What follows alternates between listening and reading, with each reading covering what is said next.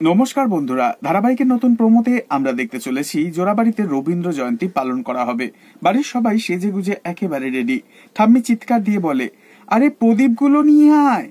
তখন প্রিয়া দিদি বলে, এসে গেছি। তখন অনিকেতের মা বলে, এই মালাগুলো কোথায় গেল? ঠিক তখনই অপ্রতিম মালাগুলো হাতে করে নিয়ে এসে বলে, এই তো মালা। এরপর অনিকেত রবীন্দ্রনাথ ঠাকুরের একটা বড় ছবি নিয়ে টেবিলের ওপর রাখে আর বলে, তাহলে এবার সব রেডি তো? তখন শ্যামলী ভুরু কুচকে বলে, কিছু একটা যেন নেই। প্রিয়া দিদির মা বলে ওঠে, কি একটা যেন মিসিং লাগছে। ঠিক তখনই হলুদ রঙের পাঞ্জাবি পরে হাতে গিটার নিয়ে রবীন্দ্রসঙ্গীত গাইতে থাকে কিঞ্জল। গানের গলা শুনে শ্যামলী বলে ওঠে, কিঞ্জল স্যার না? তখন বাড়ির সবাই কিঞ্জলের দিকে তাকিয়ে অবাক হয়ে যায়। বাড়ির সবাই কিঞ্জলকে দেখে খুশিতে জড়িয়ে ধরে। তখন কিঞ্জল বলে, আমি আজ মিসিং ছিলাম, আরে জোড়াবাড়ির রবীন্দ্র জয়ন্তী, আর আমি থাকবো না? এটা হতেই পারে না।